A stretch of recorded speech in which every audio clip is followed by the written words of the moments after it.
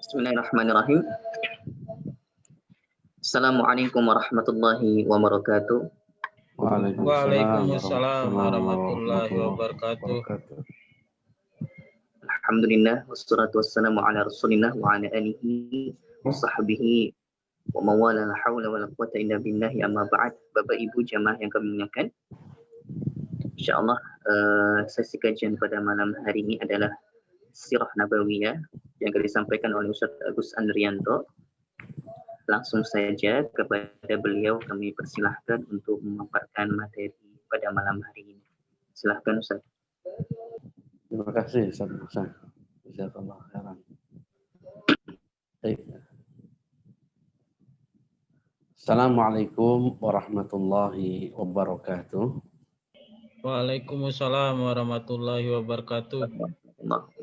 Alhamdulillah wassalatu wassalamu ala Rasulillah wa ala alihi wa ashabihi wa man walah amma ba'du.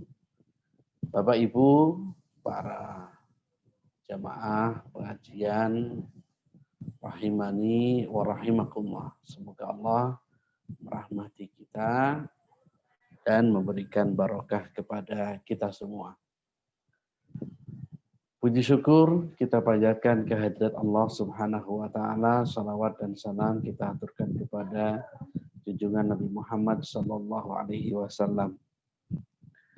Pada kesempatan malam hari ini insyaallah kita akan melanjutkan dari Sirah Nabawiyah. Kemarin kita sudah membahas tentang bagaimana pengkhianatan Bani Quraidah, salah satu dari suku orang Yahudi yang berada di kota Madinah, di mana mereka melakukan satu kesalahan yang besar, yaitu pengkhianatan dalam perjanjian. Di mana dalam perjanjian atau bisa disebut dengan Piagam Madinah, disebutkan bahwa mereka bersepakat untuk hidup damai bersama, tidak saling mengkhianati, tidak saling menyerang. Jika salah satu di antara mereka diserang harus sama saling membantu. Tapi ternyata ini dikhianati orang-orang Bani Quraidah, sehingga kemudian terjadilah perintah Allah untuk menyerang Bani Quraidah dan memberikan hukuman kepada mereka. Kemarin sudah kita bahas, ada sekitar 700 dari orang Bani Quraidah yang dihukum oleh Rasulullah SAW melalui sahabat Sa'ad bin Mu'ad radhiyallahu anhu. Bapak Ibu jamaah rahimani wa rahimakumullah, kita lanjutkan pada kesempatan malam hari ini. Kami ingin sedikit kembali lagi ke awal dari Sirah Nabawiyah, karena ini memang kemarin kita belum bisa meneruskan secara urut bagaimana awal dari Sirah Nabawiyah, karena kita ingin cari judul-judul yang baik. Nah, pada kesempatan malam hari ini, insya Allah kita akan membahas tentang siapa itu Arab.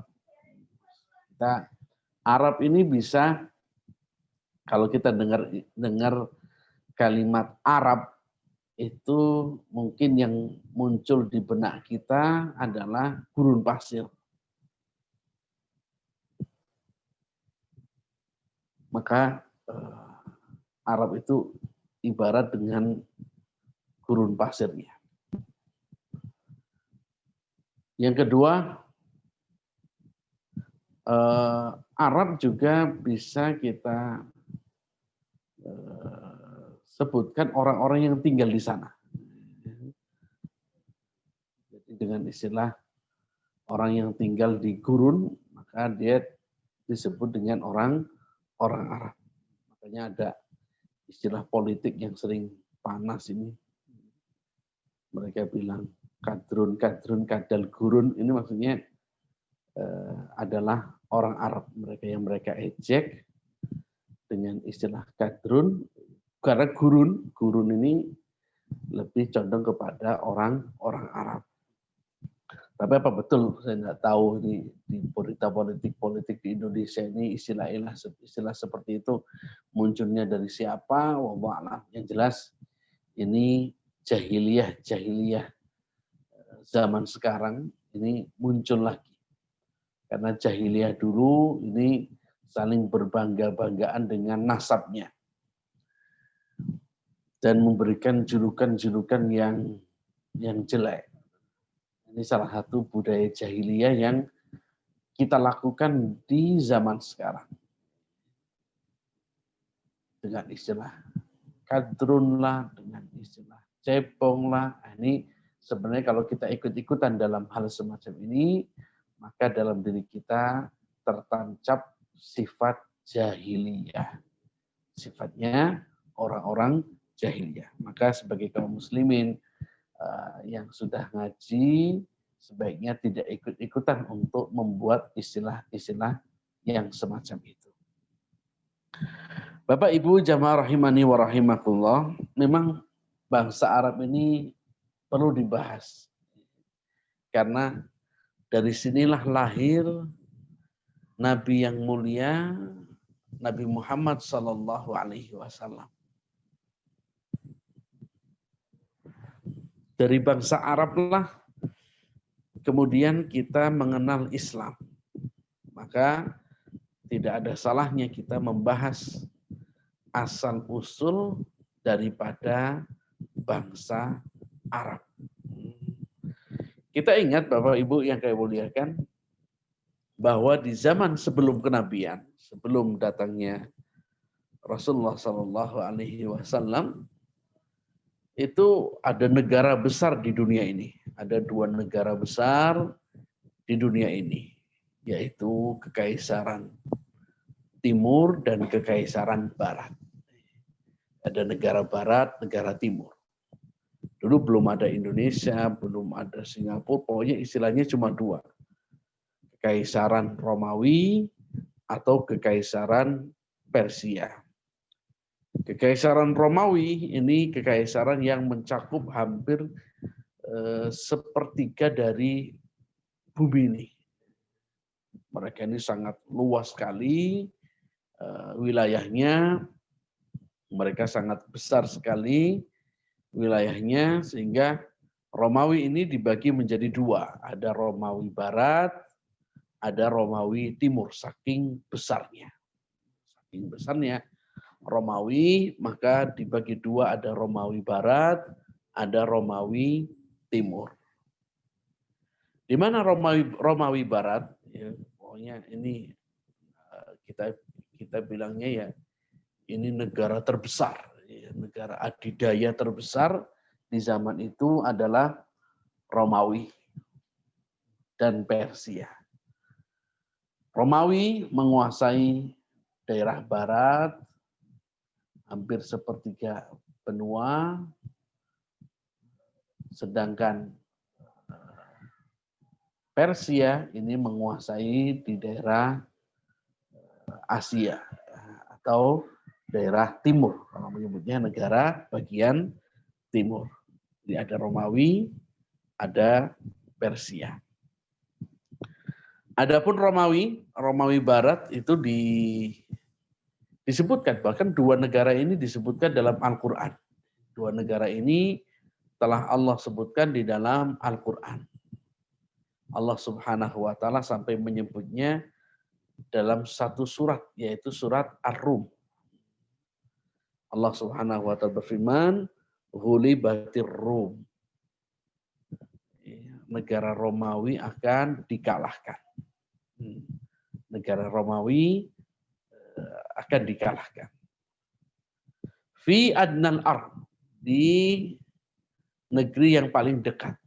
Artinya Romawi paling dekat dengan kota atau jazirah Arab. Wa hum min ba'di ghalabihim sayaghlibun. Dan setelah mereka dikalahkan oleh negara Persia, maka setelah itu mereka akan kembali mengalahkan. Jadi, dan ini bukti mukjizat Rasulullah SAW. Beliau tahu dan terjadi apa yang ada di dalam Al-Quran. Jadi sebelum Nabi diutus menjadi Nabi, maka Romawi itu sudah ditaklukkan oleh Persia. Tapi setelah itu kemudian Persia ditaklukkan kembali oleh Romawi. Jadi ini yang disebutkan dalam Al-Quran, wahum mim ba'di ghalabihim sayaghlibun. Setelah mereka memenangkan peperangan dua negara besar tersebut, lalu mereka akan kembali mengalahkan Persia. Fi bid'i sinin, dalam beberapa waktu. Fi bid'i sinin, dalam beberapa waktu, tidak lama lagi. Lillahil amru min qablu wa min ba'du. Hanya milik Allah segala sesuatu. Wa yauma idzin yafrahul mu'minin. Dan pada saat Romawi ini mengalahkan kembali Persia, maka pada saat itu yafrahul mu'minin. Maka bergembiralah orang-orang yang beriman. Ibu bapak jamaah rahimani wa rahimakumullah. Orang-orang Romawi Barat ini lebih dulu ditaklukkan. Lebih dulu ditaklukkan. Sehingga sebelum Nabi diutus, ini Romawi Barat sudah ditaklukkan. Tinggal Romawi Timur. Tinggal Romawi Timur. Kalau Romawi Barat ini rata-rata mereka penghuninya beragama Katolik.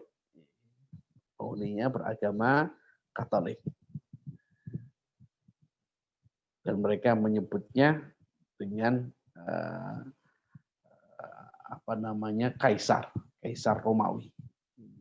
Kisra, Kaisar. Dan ibu kota yang barat ini adalah Roma. Sedangkan Romawi Timur ini yang masih jaya. Romawi Timur yang masih kuat, dan ini masih belum bisa dikalahkan. Sampai nanti dikalahkan oleh, Nabi mengatakan nanti akan dikalahkan oleh sebaik-baik panglima perang dan sebaik-baik prajurit, itu adalah prajurit yang akan mengalahkan Romawi Timur. Dan ini adalah Muhammad Al-Fatih. Yang sekarang Romawi Timur itu sekarang menjadi bagian dari negara Turki. Atau dulunya ibu kota Romawi Timur adalah Konstantinopel. Nah ini Bapak Ibu yang muliakan, mungkin sedikit gambaran tentang Jazirah Arab. Jazirah Arab. Ini nggak bisa diperbesar, Ustaz. Nah, ini Jazirah Arab. Ini agak ke kiri. Jadi kalau bicara tentang Arab, ini adalah Jazirah Arab. Lihat yang paling bawah itu adalah Yaman.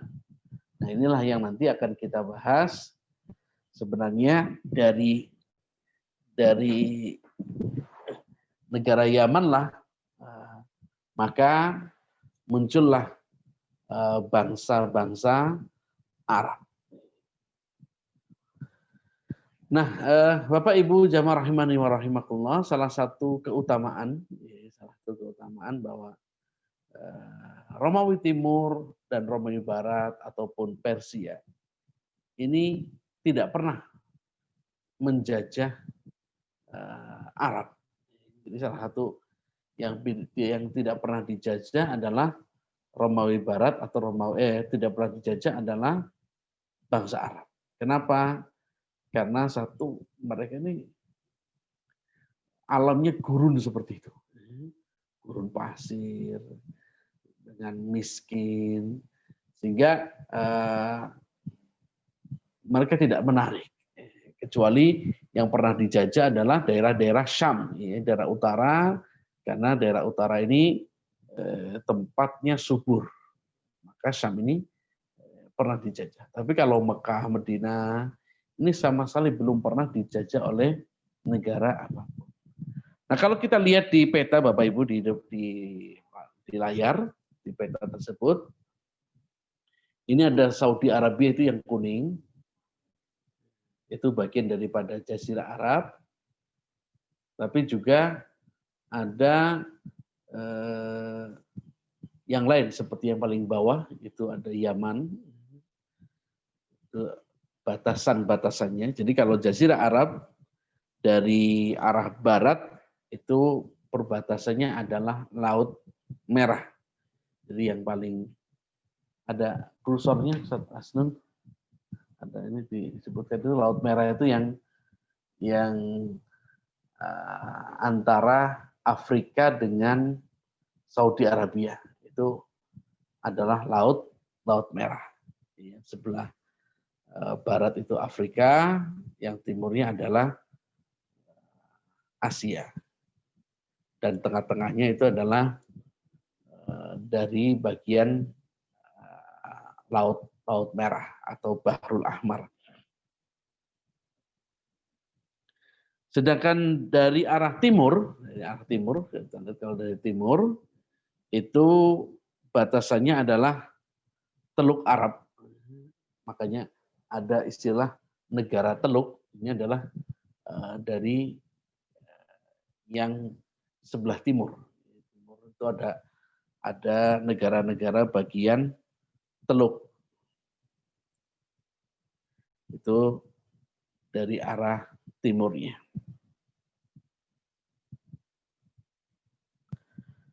Sedangkan dari arah selatan, ini berbatasan dengan Laut Arab yang merupakan perpanjangan dari Laut Hindia. Itu yang paling di Samudra Hindia yang besar. Itu kalau dari selatan.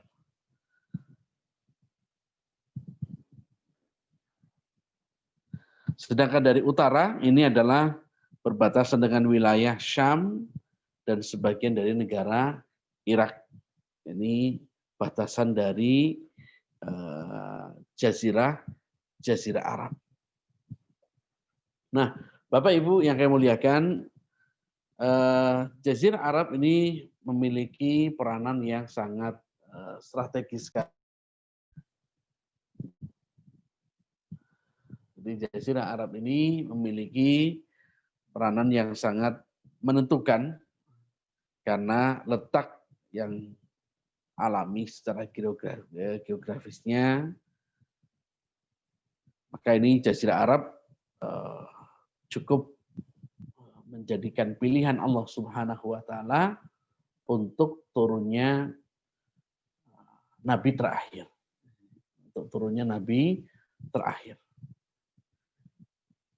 Di antaranya adalah sebabnya mungkin karena tadi tidak pernah dijajah.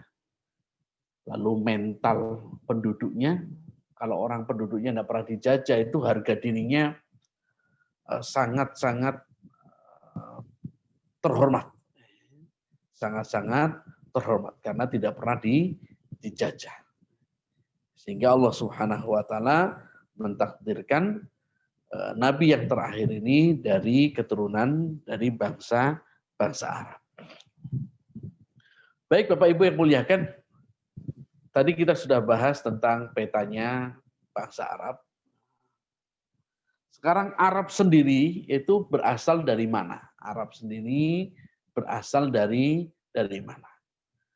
Jadi kaum Arab atau orang-orang Arab disebut dengan Arab itu ada tiga kelompok. Ada tiga kelompok.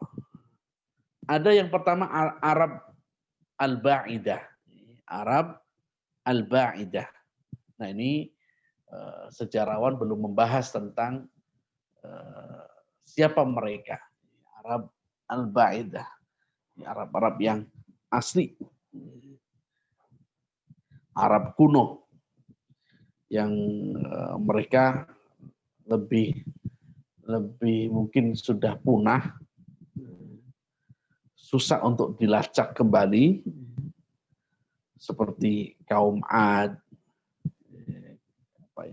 kaum Tsamud, kemudian kaum-kaum yang lain. Ini adalah Arab yang al-ba'idah, yang jauh. Ini tidak diketahui mereka ini di mana keberadaannya, keturunannya siapa saja. Sedangkan yang kedua adalah Arab al-Aribah. Arab al-Aribah. Arab al-Aribah ini adalah keturunan dari atau ini. Jadi Arab Qahtan. Arab Qahtan itu adalah Arab al-Aribah. Jadi yang kedua ini, Arab al-Aribah ini lebih istilahnya mereka menyebutnya adalah al-Qahtani. Jadi dari Qahtan inilah yang kemudian muncul dua kabilah besar, namanya kabilah Himyar dan kabilah Kahlan. Dari kabilah Himyar dan kabilah Kahlan, maka muncullah dari Kahlan ini muncullah kabilah yang di Madinah, yaitu Aus dan Khadraj. Jadi dari Aus dan Khadraj, orang-orang Madinah ini atau orang-orang Ansor, mereka keturunannya adalah dari Arab-Arab Qahtani. Jadi Arab-Arab al-Qahtani. Dan mereka menempati daerah-daerah di kota Hijaz di Madinah. Sedangkan yang ketiga, nah ini yang akan kita bahas di sinilah, Arab yang ketiga inilah Rasulullah SAW berada di sini, dari sini. Dari yang ketiga ini, yaitu Al-Musta'rabah. Al-Musta'rabah, blasteran Arab bercampur dengan non-Arab.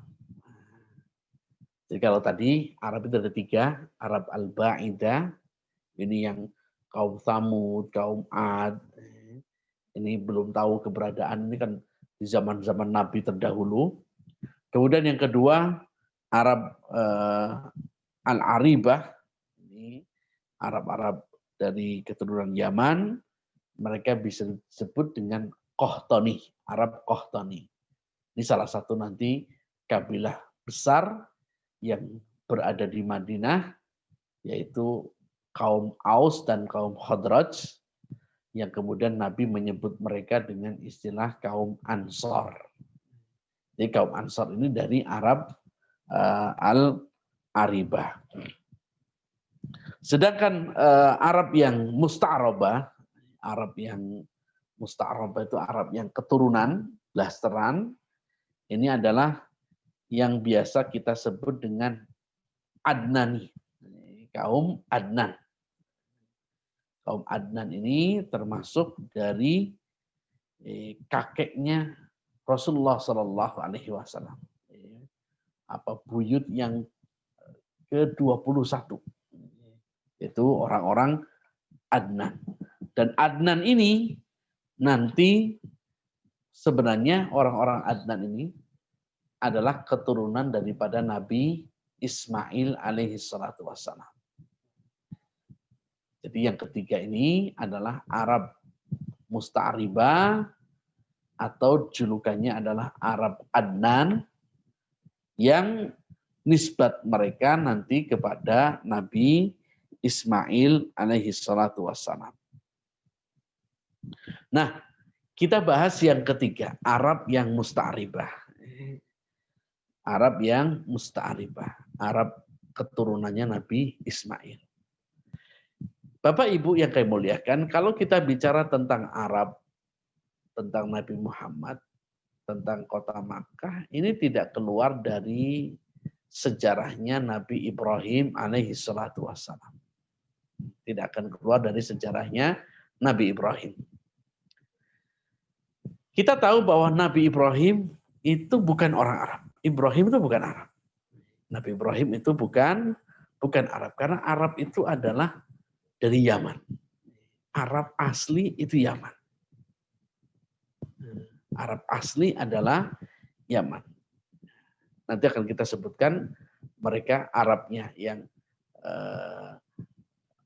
bercampur dengan keturunan Nabi Ibrahim, yang nanti akhirnya Nabi Muhammad berasal dari keturunan tersebut, itu adalah kabilah Jurhum. Kabilah Jurhum. Bapak Ibu jamaah rahimani wa rahimakumullah, Nabi Ibrahim adalah non-Arab. Dia bukan dari keturunan Arab. Nabi Ibrahim berasal dari Irak. Beliau berasal dari negeri Irak. Beliau tempatnya di sebuah kota namanya Air. Ini Nabi Ibrahim berasal dari negara Irak, dari kota Air. Itu Nabi Ibrahim alaihi salatu wassalam. Kota Air ini lebih letaknya di barat dari Sungai Efrat. Sungai Efrat ini ada di Irak.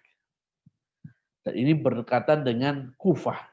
Berdekatan dengan Kufah. Nah, di sini banyak sekali nanti para ulama-ulama setelah Rasulullah wafat, banyaklah ulama-ulama dari kota ini, dari Kufah, dari Irak. Nabi Ibrahim alaihi salatu wassalam setelah beliau diangkat menjadi nabi dan menjadi rasul pertama. Menjadi rasul dan menjadi nabi, karena rasul pertama ini Nuh, Nabi Nuh itu rasul pertama. Nah, beliau berdakwah ke kabilah-kabilah yang lain. Beliau berhijrah ke sebuah kota yang di sana disebut dengan Haran, dan juga Nabi Ibrahim berhijrah ke Palestina. Jadi Nabi Ibrahim dari Irak menuju ke Palestina. Dan kemudian Nabi Ibrahim menjadikan Palestina ini sebagai markas dakwah beliau. Markas dakwah beliau itu di Palestina. Nabi Ibrahim suka perjalanan berdakwah ke sana kemari. Beliau juga pernah singgah di Mesir. Beliau singgah di Mesir, yang ketika itu Fir'aun atau rajanya Mesir. Fir'aun itu Ramses, itu bukan nama seseorang, tapi ini semua raja Mesir itu disebut dengan Fir'aun. Semua raja Mesir itu disebut dengan Fir'aun. Fir'aun 1, Fir'aun 2, Fir'aun 3. Nah, di zaman Nabi Ibrahim, Fir'aun ini cukup unik. Ketika Nabi Ibrahim alaihi salatu wassalam masuk ke daerah Mesir, Nabi Ibrahim alaihi salatu wassalam dikasih tahu bahwa ini rajanya zalim. Fir'aun yang di Mesir ini zalim. Dan dia punya keanehan. Apa anehnya? Raja Fir'aun ini tidak kuat melihat wanita cantik. Cantik pasti diambil. Kalau dia masih gadis, ya langsung jadikan istri. Kalau dia sudah punya suami, maka suaminya dibunuh, lalu jadikan istri. Ini Raja Mesirnya rada aneh di sini. Sehingga ketika Nabi Ibrahim alaihissalam masuk ke Mesir, ingin berdakwah di sana, Nabi Ibrahim sudah disampaikan. Hati-hati loh, di sana rajanya seperti ini. Apalagi istri beliau, yaitu Sarah, istri beliau Sarah atau Sarah, istri beliau ini wanita cantik. Hampir mungkin dibilang ya paling cantik. Sarah ini wanita yang paling cantik. Nah, beliau diingatkan, hati-hati kalau kamu masuk ke situ, nanti istrimu pasti akan diambil oleh Fir'aun itu. Oleh raja situ. Kemudian Nabi Ibrahim alaihissalam masuk ke sana, dan benar ketika beliau masuk ke Mesir, beliau dipanggil karena beliau bersama dengan wanita cantik. Nah, karena Nabi Ibrahim tahu bahwa raja ini suka dengan wanita cantik, maka ketika ditanya oleh raja, Nabi Ibrahim ditanya, ini siapa yang bersamamu, Ibrahim? Yang dimaksud adalah Sarah. Ini siapa? Nah, Nabi Ibrahim kalau ngomong ini istri saya, konsekuensinya tadi. Kalau dibilang ini istri saya, berarti maka si Fir'aun ini akan membunuh Nabi Ibrahim dan menjadikan istrinya ini, Sarah, menjadi istrinya raja. Maka Nabi Ibrahim ketika ditanya oleh raja tersebut, siapa orang yang di sampingmu ini? Beliau mengatakan, hadihi ukhti. Ini adalah saudariku. Saudariku. Nah, ini salah satu bukan bohong. Ini disebut dengan at-tauriyah. Ini salah satu tauriyahnya atau semi bohongnya Nabi Ibrahim ini di sini. Sempat istrinya bertanya kepada beliau, kenapa engkau menyembunyikan identitasku? Dan mengatakan, aku ini adalah saudarimu. Beliau mengatakan, aku tidak berbohong. Karena yang dimaksud saudari itu adalah saudari seiman. Jadi Nabi Ibrahim nggak berbohong. Beliau mengatakan saudari. Saudari itu kan umum. Maksudnya saudari seiman. Dan memang betul. Di Mesir ketika itu tidak ada yang beriman kepada Nabi Ibrahim kecuali Sarah. Jadi Sarah lah satu-satunya saudari seimannya Nabi Ibrahim. Jadi Nabi Ibrahim nggak berbohong. Nah, ini dalam istilah fikih namanya at-tauriyah. Ini disebut dengan at-tauriyah. At-tauriyah ini ungkapan yang bohong, tetapi sebenarnya tidak berbohong. Sebenarnya tidak berbohong. Contoh, ketika kita ditanya ada orang mau dibunuh atau dikejar-kejar oleh massa, lalu masuk ke rumah kita, ditanya, tadi lihat ada orang lari ke sini. Lalu kita geser dari tempat berdiri kita, geser ke kanan atau ke kiri, lalu kita katakan, selama saya berdiri di sini, saya nggak lihat ada orang lari ke sini. Selama saya berdiri di sini. Tapi ketika berdiri di sebelah ini, lihat. Tapi ketika udah geser, nggak lihat. Nah, ini disebut dengan at-tauriyah. Dan at-tauriyah ini hukum untuk hal-hal tertentu itu diperbolehkan. Misalkan ada orang terkenal suka ngutang, tapi nggak suka bayar. Lalu dia datang ke tempat kita dan mengatakan mau pinjam uang. Kalau kita pinjemi dia nggak bayar, tapi kalau nggak dipinjemi nggak enak. Lalu kita bilang, mohon maaf, saya lagi nggak pegang uang. Lagi nggak pegang uang. Maksudnya bukan tidak punya uang, tapi tidak pegang uang. Karena uangnya ada di rekening, uangnya ada di dompet, tapi kan nggak pegang. Nah ini bahasa-bahasa ini seolah-olah adalah kebohongan, tapi sebenarnya dia tidak berbohong. Nah, seperti Nabi Ibrahim alaihi salatu wassalam, beliau juga sama. Nabi Ibrahim alaihi salatu wassalam, beliau menjawab, ini saudariku. Maksudnya adalah saudari seiman. Karena tidak ada yang beriman kepada Nabi Ibrahim kecuali Sarah saja. Nah, ketika Nabi Ibrahim alaihi salatu wassalam mengatakan bahwa dirinya adalah saudaranya perempuan tadi, Sarah, maka si Sarah langsung dibawa oleh raja. Si Sarah dibawa oleh raja dan langsung dijadikan seperti istri. Maksudnya ya pokoknya diambil, dia pengen berbuat zina begitu saja. Ini model Raja Fir'aun di Mesir. Nah ketika dalam hadis disebutkan ketika si Fir'aun ini hendak menodai Sarah, maka Allah Subhanahu wa taala jadikan setiap mendekat ke Sarah berapa meter pingsan. Setiap dekat, baru mendekat, belum nempel.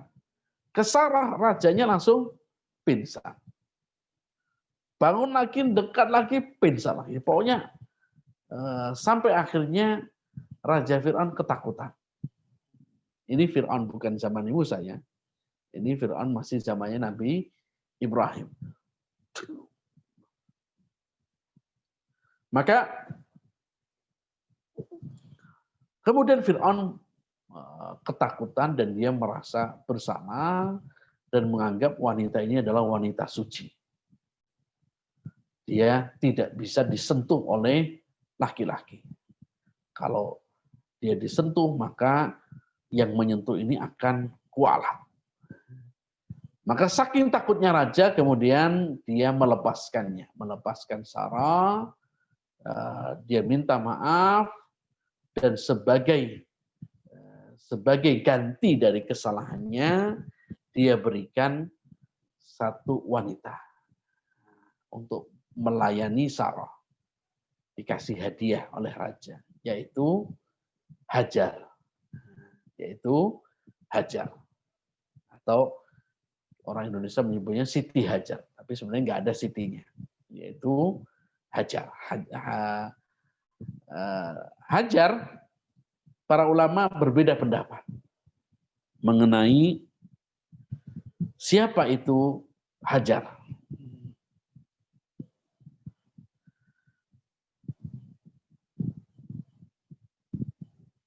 Kisah yang kita kenal, yang sering kita dengar, Hajar ini adalah budaknya Fir'aun. Ini budaknya Fir'aun. Jadi ini budaknya Fir'aun, lalu dihadiahkan kepada Sarah. Lalu sama Sarah diminta untuk dinikahi oleh Ibrahim. Dinikahi oleh Nabi Ibrahim. Ini riwayat yang dikenal di masyarakat bahwa Sarah itu adalah budaknya Fir'aun yang dihadiahkan kepada Sarah sebagai bentuk permohonan maafnya Fir'aun atas perlakuan dia terhadap Sarah. Nah, Bapak Ibu yang muliakan, seorang penulis besar yaitu Al-Allamah Al-Qadhi Muhammad Sulaiman Al-Mansurfuri, beliau membuat satu penelitian bahwa Hajar ini bukan budak. Hajar ini bukan budak. Hajar ini wanita merdeka. Bahkan beliau menyatakan bahwasanya Hajar ini adalah putrinya Raja Fir'aun. Hajar ini adalah putrinya Raja Fir'aun. Beliau tulis dalam kitabnya Rahmah lil Alamin dan juga dalam kitab Tarikh Ibnu Khaldun. Jadi Hajar ini adalah putrinya Fir'aun yang dihadiahkan kepada Sarah. Kemudian Bapak Ibu yang muliakan, kemudian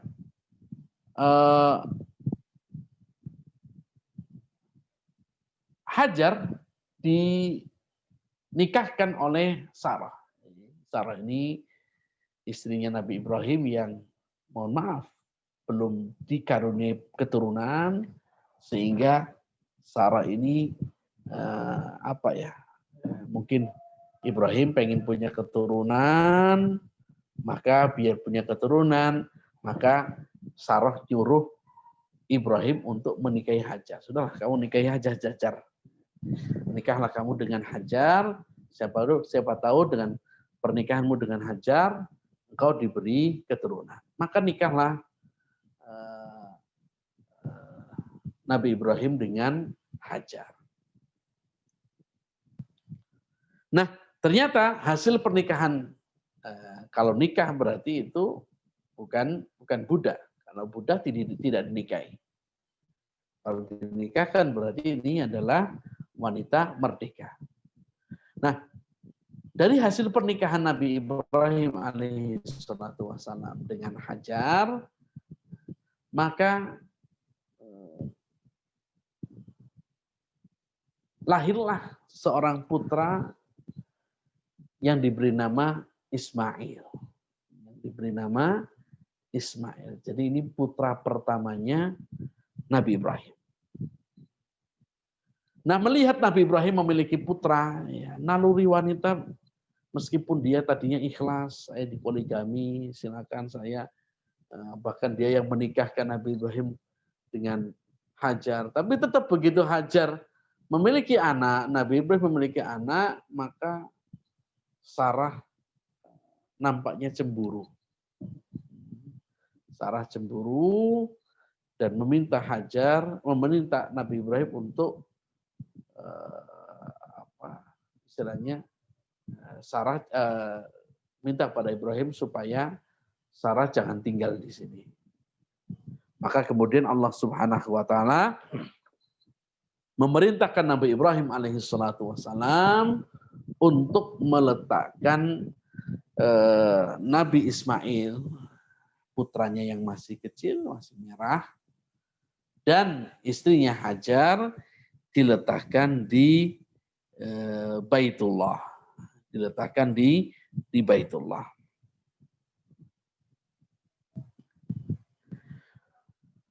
Nah,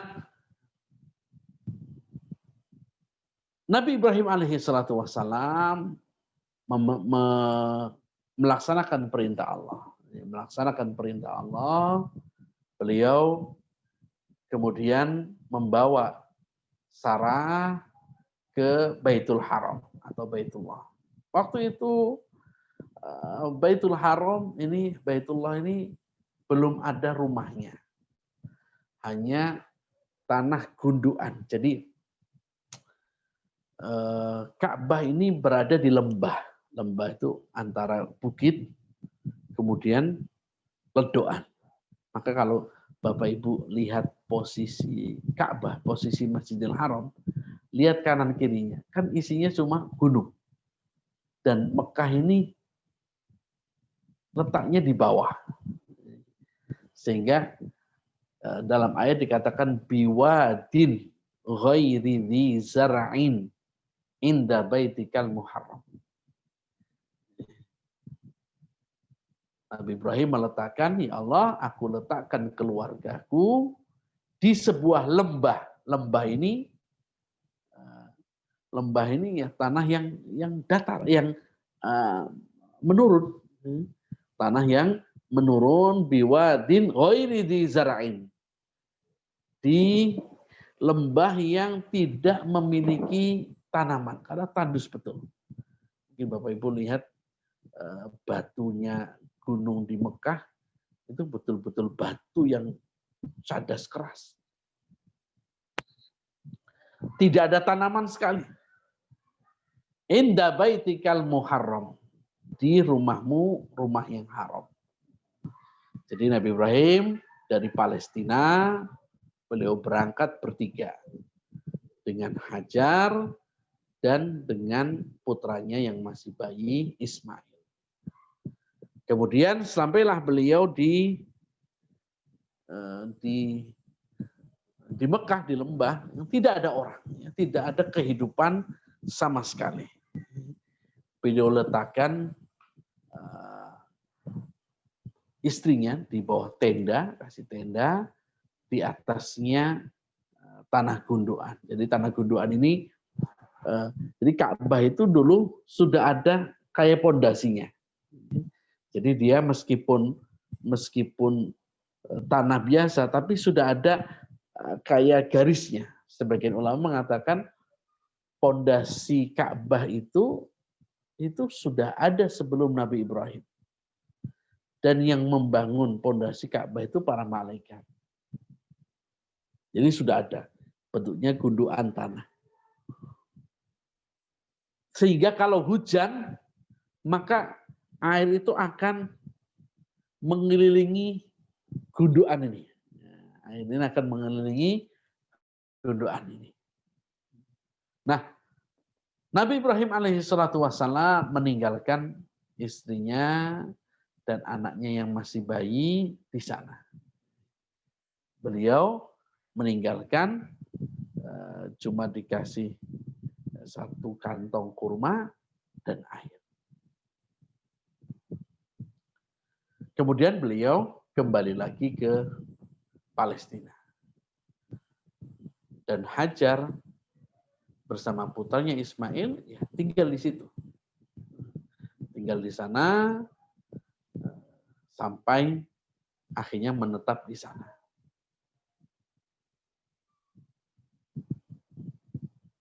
Nah, Bapak Ibu yang muliakan, ketika Hajar di sana, kemudian nanti akan ada cerita yang Ismail nangis saking laparnya karena habis perbekalan kurmanya habis, air minumnya habis, nggak ada sumber makanan, nggak ada sumber air, nggak ada orang yang minta tolong, nggak ada sama sekali. Kemudian Hajar mencari bantuan, naiklah ke Bukit Sofa, lalu lari lagi ke Bukit Marwah, sampai akhirnya Zam-Zam ini muncul di bawah kakinya Nabi Ismail. Jadi beliau kaget begitu lari 7 kali ke Sofa Marwah, Sofa Marwah, Sofa Marwah. Ternyata airnya malah munculnya di samping atau di atas putranya itu. Sehingga nanti kalau di bidan itu ngalirnya tidak tanggung-tanggung. Karena disebutkan dicongkel oleh malaikat. Dicongkel oleh sayapnya malaikat, lalu semburannya itu sangat kencang. Sehingga Hajar ketakutan sekali kalau anaknya tenggelam. Maka dia segera ambil putranya, kemudian diletakkan di situ, lalu beliau air yang keluar dari air Zam-Zam itu ditampung. Jadi dikasih air batu-batu sehingga airnya tidak kemana-mana. Sehingga hadis Rasulullah Sallallahu Alaihi Wasallam dia menyebutkan, rahimallahu ummu Ismail. Semoga Allah merahmati ibundanya Ismail. Maksudnya Hajar. Lau tarokal Zam-Zam, seandainya dia tidak membendung ini air Zam-Zam. Lau tarokal Zam-Zam lakanat ainan ma'ina. Maka seandainya Zam-Zam tidak dibendung oleh Hajar, maka Ka'bah itu sudah jadi danau. Akan jadi danau. Tapi berkat ibunya Ismail dengan membendung, maka Zam-Zam menjadi sumur saja dan tidak menjadi danau. Nah, Bapak Ibu yang kami muliakan, Nabi Ibrahim alaihi salatu wassalam kembali ke Palestina.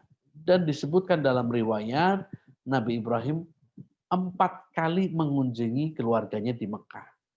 4 kali beliau mengunjungi keluarganya di Mekah. Yang pertama, ketika Nabi Ismail sudah berumur 13 tahun. Inilah masalahnya. Ya, karena jalan kaki dari Palestina ke Mekah ini cukup memakan waktu berhari-hari.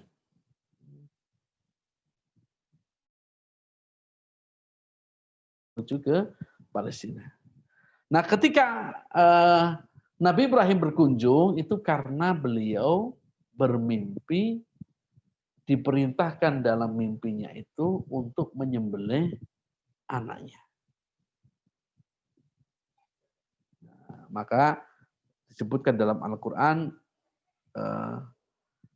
ketika beliau bermimpi, kemudian menyampaikan kepada putranya, ini adzbahuka fanzur madza tara, aku ini arafil manami anni adzbahuk. Sesungguhnya aku bermimpi dalam mimpiku, diperintahkan oleh Allah, disuruh untuk menyembelihmu. Dan mimpinya Nabi itu adalah wahyu. Fanzur madza tara. Nabi Ismail yang umurnya waktu itu masih 13 tahun, diminta pendapat. Apa pendapatmu? Beliau mengatakan, ya abati fa'al ma tu'mar, satajiduni insyaallah minas sabirin. Hai ayahanda, if'al ma tu'mar. Kerjakan apa saja yang diperintahkan oleh Allah, kerjakan saja. Satajiduni insyaallah minas sabirin. Maka sungguh nanti akan engkau dapati kita ini termasuk orang-orang yang bersabar. Luar biasa. Pendidikannya ibunya ini penting. Gimana Nabi Ismail bisa seperti itu? Kecuali yang mendidik adalah ibunya. Dan ibunya ini juga luar biasa. Hajar ini selain dia setelah dia beriman kepada Nabi Ibrahim, dia ketakwaan kepada Allah sangat tinggi. Dan itu dibuktikan ketika Nabi Ibrahim alaihissalam meninggalkan Hajar di Baitul Muharram, di Baitul Haram di Mekah. Hajar sempat bertanya ketika Nabi Ibrahim pamit mau pulang ke Palestina. Hajar sempat tanya, Ibrahim, engkau mau tinggalkan aku di sini dengan bayi ini kecil? Ini perintahnya Sarah atau siapa? Nabi Ibrahim hanya tidak menjawab. Beliau cuma pergi dan tidak menjawab. Sarah bertanya lagi, ya Ibrahim, apa ini perintahnya Sarah? Ini Sarah yang nyuruh ini. Gak jawab. Sampai 3 kali, baru kemudian Sarah Hajar merubah pertanyaan. Beliau tanya, Allahu amaraka biha. Apakah Allah yang nyuruh engkau berbuat seperti ini? Baru kemudian Nabi Ibrahim tidak noleh. Beliau cuma mantuk saja, ya. Apa jawab ibunya Ismail? Jawab Hajar. Beliau mengatakan, idzan lan yudayyi'una Allah. Kalau Allah yang nyuruh, maka demi Allah, Allah tidak akan pernah menyia-nyiakan hambanya yang beriman dan bertakwa. Lihat ketakwaan dan ketawakalannya ibunya Ismail itu luar biasa. Makanya wajar kalau Nabi Ibrahim alaihissalatu wassalam, wajar Nabi Ismail alaihissalatu wassalam, ketika beliau diperintahkan, diberitahu oleh ayahnya bahwa beliau akan disembelih, diperintahkan disembelih, jawabannya if'al ma tu'mar. Kerjakan apa yang diperintahkan. Wahai ayahanda, kerjakan saja. Satajiduni insyaallahu minas sabir. Insyaallah kita akan menjadi orang-orang yang bersabar. Falamma aslama wa tallahu lil jabin. Maka kemudian Nabi Ibrahim mereka sudah pasrah membaringkan anaknya di pelipisnya. Wa nadainahu ayya Ibrahim. Kemudian Allah memanggilnya, wahai Ibrahim. Qad saddaqta ru'ya, sungguh engkau telah membenarkan mimpimu itu. Inna kadzalika nadzil muhsinin, sesungguhnya demikian itu kami akan memberikan balasan kepada orang-orang yang berbuat ihsan, berbuat baik. Inna hadza lahuwal bala'ul mubin, sesungguhnya ini benar-benar satu ujian yang nyata. Wa fadainahu bidhibhin azim, dan kami tebus anak itu dengan seekor sembelihan yang besar atau kibas. Kambing yang sangat besar. Maka kalau Bapak Ibu ketika di Mekah, di antara di Mina, di Mina itu ada namanya Majrul Kabsh. Jalan Majrul Kabsh. Jalan tempat di mana kambing itu berjalan. Jadi malaikat turun dari langit dengan membawa seekor kambing yang besar, kemudian berjalan, dan di sanalah kemudian Nabi Ismail diganti. Akhirnya menyembelih kambing. Nah, muncullah kemudian syariat menyembelih kurban pada hari raya Idul Adha. Nah, Bapak Ibu yang dimuliakan, ini kedatangan Nabi Ibrahim yang pertama ke Mekah ketika hendak menyembelih Nabi Ismail. Sebagian orang-orang Nasrani mengatakan itu yang cerita yang disembelih Ismail itu keliru. Orang-orang Nasrani mengatakan yang disembelih itu Ishak, bukan Ismail. Jadi Ishak itu siapa? Ishak itu putranya Nabi Ibrahim. Putranya Nabi Ibrahim. Nah, Ishak Bapak Ibu, jadi subhanallah. Sarah setelah punya setelah Hajar ini punya anak Ismail, kemudian Hajar dipindahkan ke Baitul Haram. Nah, ternyata Sarah ini hamil. Selang 13 tahun berikutnya, kemudian Sarah ini hamil. Jadi yang tadinya tidak punya anak, malah Sarah punya anak, yaitu Ishak. Nah, orang-orang Nasrani mengatakan cerita di dalam Islam bahwa Nabi Ibrahim, mereka nyebutnya Abraham, ingin membunuh Ismail, itu keliru. Mereka anggap keliru. Yang dibunuh bukan Ismail, tapi Ishak. Mereka mengatakan yang dibunuh itu bukan Ismail, tapi Ishak. Nah, ini bisa kita jawab dalam kitab Perjanjian Lama, dalam kitab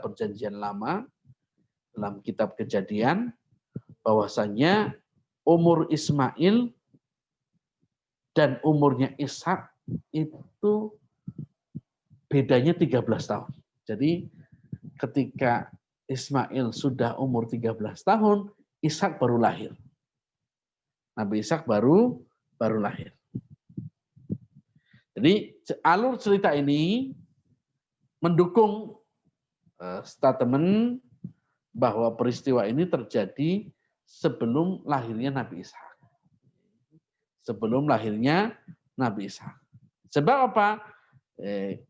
Sebab ketika lahirnya Nabi Ishak, itu disampaikan setelah mengupas keseluruhan dari kisah Nabi Ibrahim hendak menyembelih Nabi Ismail. Maka dari sini kemudian kita tahu yang disembelih itu bukan Nabi Ishak, tapi Nabi Ismail. Nah, Bapak Ibu yang kemuliakan, mungkin agak sedikit melenceng. Tadi berarti Nabi Ibrahim punya 2 putra. Ismail dari istri yang kedua, yaitu Hajar. Kemudian Ishak dari istri yang pertama, yaitu Sarah. Nah, dari Ishak ini nanti lahir Yakub. Dari Ishak ini lahirnya Yakub. Nah, Yakub inilah memiliki julukan Israel. Jadi kan kita sering, misalkan namanya Abdullah, julukannya siapa? Ada nama julukan.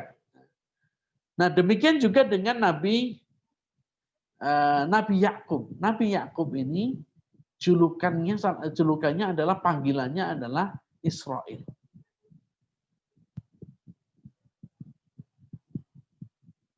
Sehingga Nabi setelah Yakub itu semuanya keturunan Yakub. Jadi Nabi Musa, Harun,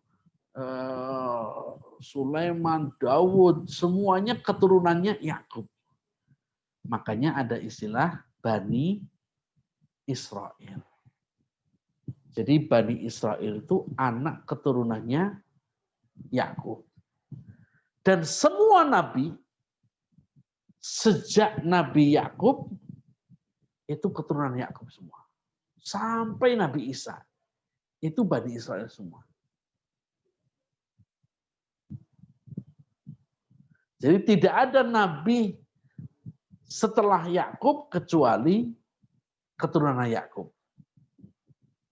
Musa keturunan Yakub. Ini Israel, Bani Israel semuanya keturunannya Yakub. Makanya muncullah istilah Bani Israel. Ini tidak ada hubungannya dengan negara Israel. Tidak ada. Tidak ada keturunan Israel. Karena orang Yahudi itu juga ada yang bukan keturunannya Bani Israel. Sehingga kalau Bapak Ibu ke Palestina, ada Yahudi Afrika, ada Yahudi Eropa, ada Yahudi Asia, ada Yahudi Arab. Jadi tidak semua orang Yahudi itu keturunannya Bani Israel. Tidak semuanya keturunannya Bani Israel. Jadi kalau kita mau ambil kesimpulan dari Nabi Yakub sampai Nabi Isa itu keturunannya Yakub bin Ishak bin Ibrahim. Yakub bin Ishak bin Ibrahim. Nah, orang Yahudi sangat berharap sekali, coba bayangkan, selama beratus-ratus tahun mereka memiliki nabi dari keturunan mereka, lalu mereka berharap dari Nabi Isa ke Nabi Muhammad itu ada sekitar 600 sampai 700 tahun. Tidak ada nabi. Jadi ketika Nabi Isa itu diangkat ke langit, maka saat itu tidak ada nabi sama sekali di dunia ini. Tidak ada nabi. Padahal kalau kita lihat, nabi-nabi itu semuanya nyambung. Nabi Musa ketemu Harun. Kenapa? Ya karena Nabi Harun itu masih saudaranya Nabi Musa. Nabi Daud itu ayahnya Nabi Sulaiman. Jadi keturunan, dan setiap nabi itu ketemu. Nabi ini ketemu ini, nabi ini ketemu ini, ketemu terus. Nabi Musa ketemu Shu'aib, mertuanya Nabi Shu'aib. Nah, ketika Nabi Isa alaihi salatu wassalam itu tidak ada nabi lagi.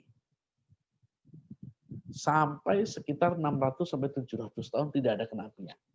Ini yang disebut dengan zaman fatrah. Ini yang disebut dengan zaman fatrah, zaman yang tidak ada kenabian. Sehingga muncullah kemarin sempat dipermasalahkan tentang sebenarnya ayahnya Nabi Muhammad itu di neraka atau tidak. Karena apa? Karena ayahnya Nabi Muhammad sebelum diutusnya Nabi Muhammad. Sehingga sebelum diutusnya Nabi Muhammad berarti masuk dalam zaman fatrah. Nah ini masalah sehingga orang-orang yang hidup di zaman fatrah, orang-orang yang hidup ketika tidak ada kenabian, maka mereka mengikuti hukumnya seperti yang disebutkan dalam Al-Quran. Wa ma kunna mu'adzabina hatta nab'atsa rasulah. Dan kami tidak akan menghukum satu kaum sampai kami utus di tengah-tengah mereka para nabi dan para rasul. Nah, sedangkan orang-orang yang hidup di zaman fatrah, di zaman antara Nabi Isa dengan Nabi Muhammad, maka tidak ada kenabian. Sehingga mereka masuk dalam zaman fatrah, sehingga tidak bisa kita hukumi mereka ini kafir atau bukan. Nah ini Nabi Ibrahim datang yang pertama kali. Kemudian disebutkan dalam Sahih Bukhari yang hadisnya panjang, mungkin kami singkat saja. Nabi Ibrahim alaihi salatu wassalam yang kedua kalinya mendatangi keluarganya di Mekah. Ketika itu Hajar sudah meninggal dan Nabi Ismail sudah menikah. Sudah menikah dengan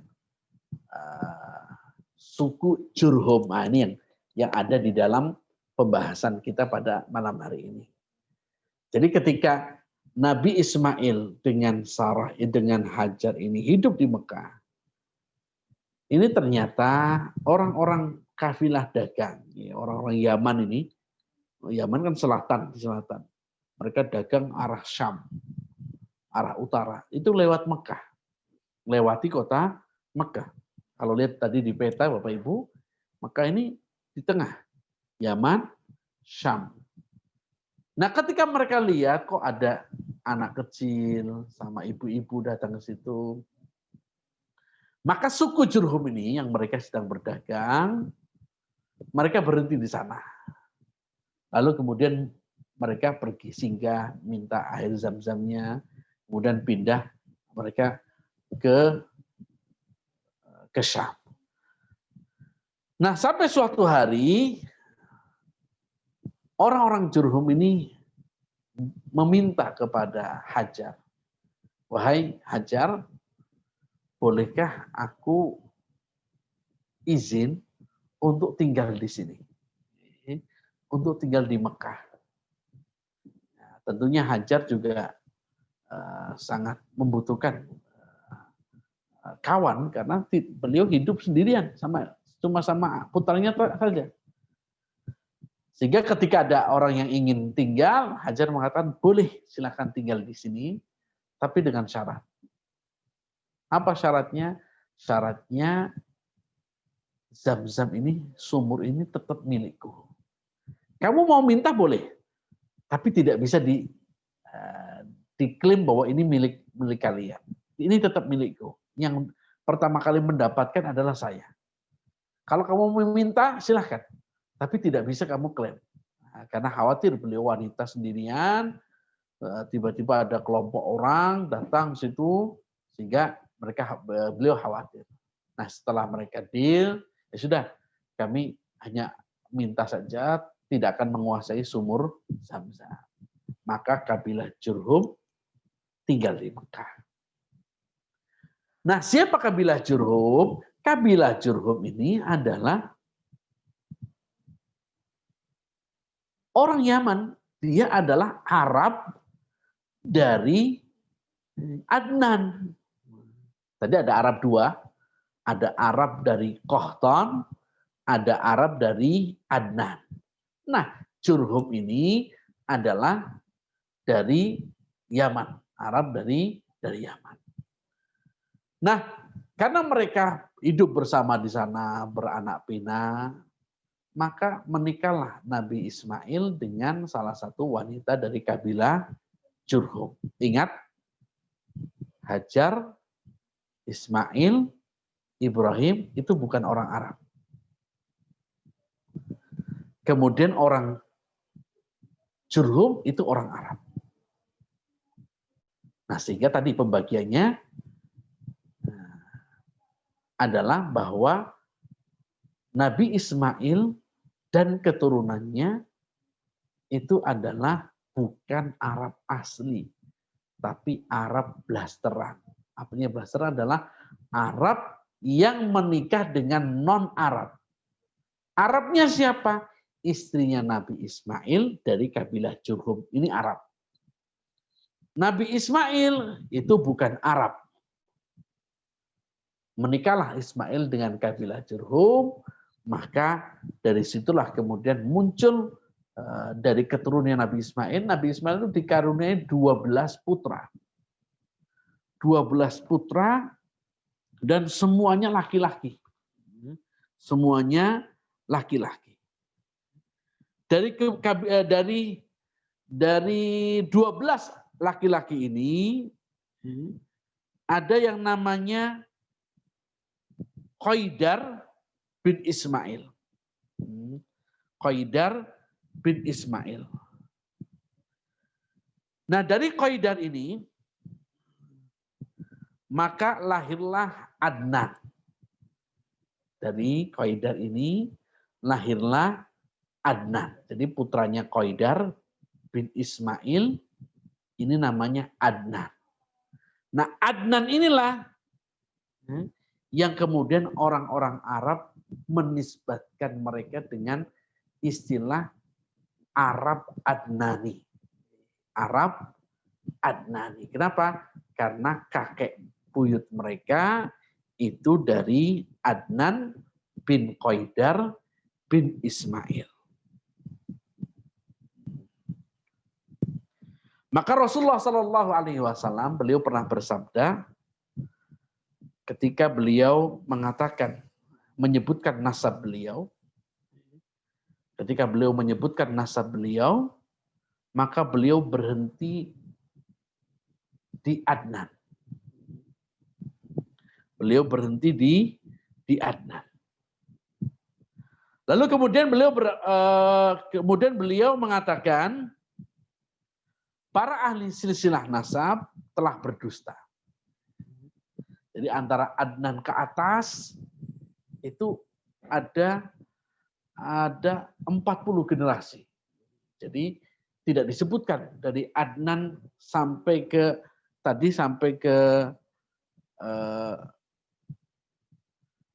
Nabi Ismail ada 21 generasi.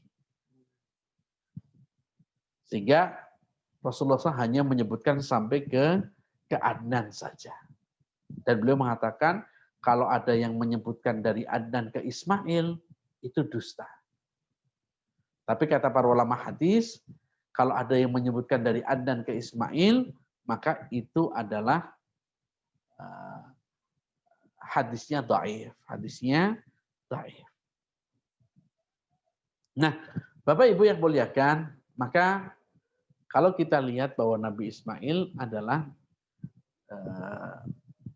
pokok daripada orang Arab. Kenapa? Karena beliau Nabi Ismail, maka muncullah, kalau kita lihat nasabnya Rasulullah ya, Muhammad bin Abdullah bin Abdul Muttalib bin Hashim bin Abdul Manaf bin Qusay bin Kilab bin Murrah bin Ka'ab bin Lu'ay bin Ghalib bin Fihr. Nah, Fihr ini adalah kakek Nabi yang nanti menjadi julukannya Quraisy. Jadi Fihr itu Quraisy. Nah, disinilah kabilah yang terbesar dari Fihr ini. Atau lebih dikenal Fihr ini dengan istilah Quraisy. Dari Quraisy bin Malik bin Nadhr bin Kinanah bin Khuzaimah bin Mudrikah bin Ilyas bin Mudhar bin Nizar bin Ma'ad bin Adnan. Bin Ma'ad bin Adnan. Nah, Nabi menyebutkan cuma sampai Adnan. Nabi cuma menyebutkan sampai Adnan. Sedangkan dari Adnan sampai Nabi Ismail, beliau tidak menyebutkan. Nah ini Bapak Ibu yang muliakan, bisa kita tarik satu kesimpulan. Nabi Muhammad ini putranya Ismail. Nabi Ismail putranya Ibrahim. Tadi anak keturunannya Bani Israel, nabi-nabi dari Isa sampai kepada Yakub. Binnya Yakub siapa? Bin Yakub bin Ishak.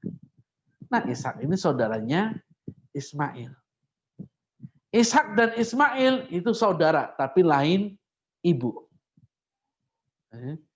Ishak itu dan Ismail saudara, tapi lain ibu. Tapi yang lebih tua adalah Nabi Ismail. Lebih tua 13 tahun daripada Nabi Ishak. Maka julukan Nabi Ibrahim alaihi salatu wassalam adalah Abul Anbiya.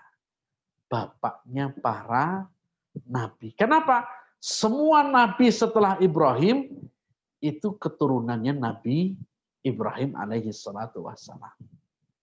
Nah ini Bapak Ibu yang muliakan, sudah jam 8:30 lebih.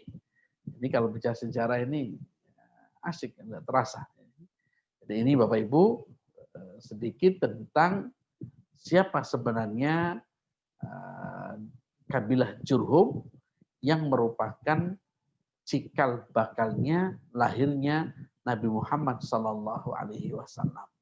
Karena Jurhum ini ternyata adalah orang Arab dari Yaman yang mereka singgah di Mekah, lalu kemudian izin kepada Hajar untuk menetap di sana.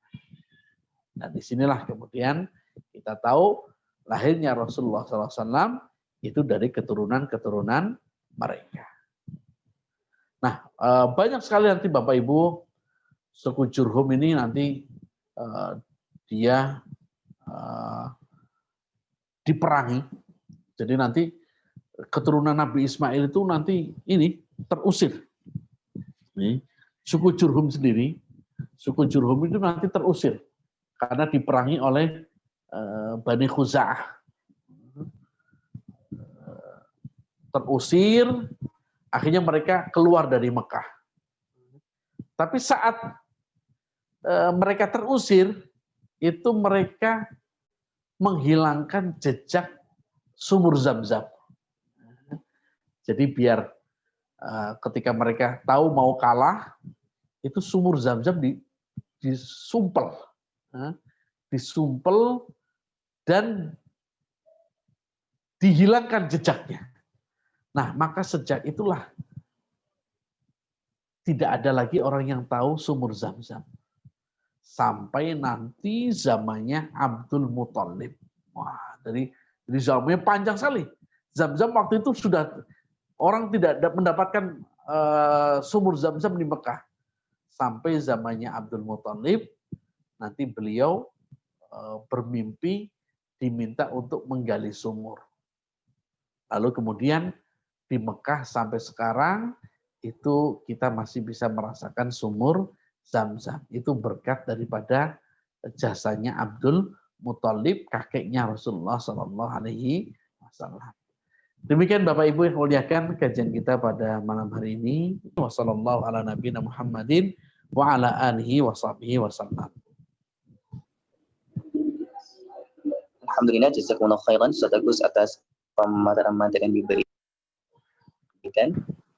Baik Bapak Ibu jamaah yang kami muliakan, mari kita akhiri majelis ini dengan doa penutup majelis bersama. Subhanakallahumma wa bihamdika asyhadu an la ilaha illa anta astaghfiruka wa atubu ilaik wa alamin. Salam untuk warga di rumah Bapak Ibu semuanya dari kami keluarga besar Nur Ramadan Wisata kantor cabang Surabaya. Kami mohon pamit undur diri. Assalamualaikum Waalaikumsalam warahmatullahi wabarakatuh.